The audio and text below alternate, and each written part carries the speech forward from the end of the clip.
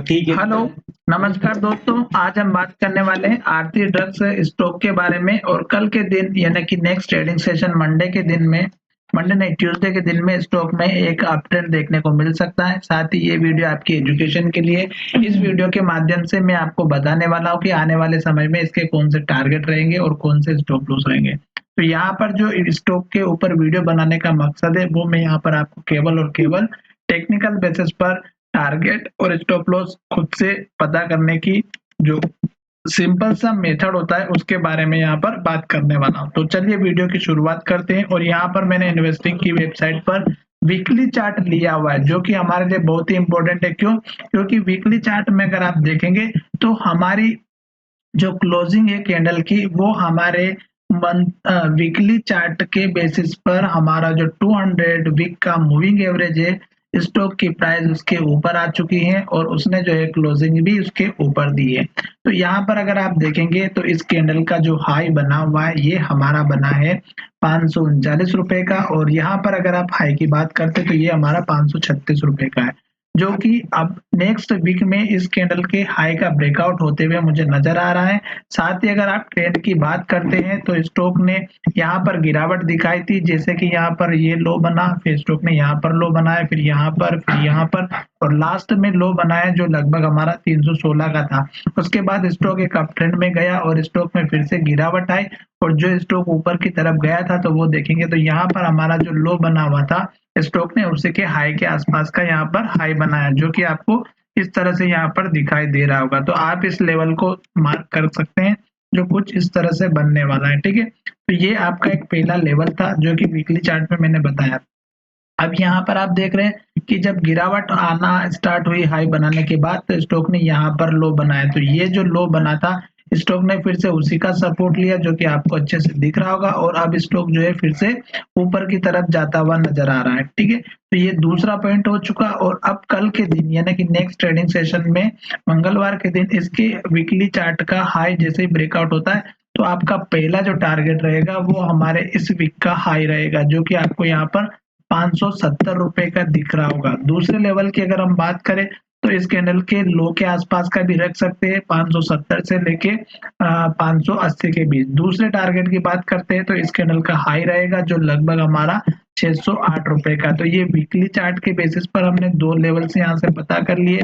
तीसरा लेवल हमारा ऑलरेडी यहाँ पर हाई बना हुआ है जो 625 का है और ये लेवल प्राप्त होने के बाद मैं आपको बताऊंगा नेक्स्ट ट्रेडिंग सेशन में अगला वाला जो चार्ट में बताऊंगा कि आपको टारगेट कौन सा देखना। अब मैं यहाँ पर आ चुका हूँ डेली चार्ट फ्रेम में। तो डेली चार्ट फ्रेम में अगर आप देखेंगे तो हमारा जो स्टॉक है 200 दिनों के मूविंग एवरेज का यहाँ पर सपोर्ट लिया और स्टॉक फिर से यहाँ से ऊपर चला गया। यहाँ दो बार इसने पहले भी सपोर्ट लिया और बात करते हैं लेवल की तो स्टॉक ने यहाँ पर जो पुराना सपोर्ट बना था स्टॉक ने उसी सपोर्ट को यहाँ पर फिर से सपोर्ट लेकर के स्टॉक जो है ऊपर की तरफ जाना स्टार्ट कर दिया। तो यहाँ पर मैंने ये बताया कि ये जो लेवल है हमारा जो बहुत ही इंपॉर्टेंट है। अगर आप देखेंगे तो यहाँ पर भी लो बना हुआ है, यहाँ पर भी हमारा हाई बना हुआ है। तो ये अब आप अपना मेजर सपोर्ट लेवल लेकर के चल सकते हैं, क्योंकि अगर आप देखेंगे तो स्टॉक बिल्कुल अपने हाई के पास में घूम रहा है। जैसे कि स्टॉक में गिरावट होती है और फिर से क्लोजिंग अपने हाई की तरफ दे देता है। तो अब यहाँ पर देखिएगा ये जो हमारा हाई बना हुआ है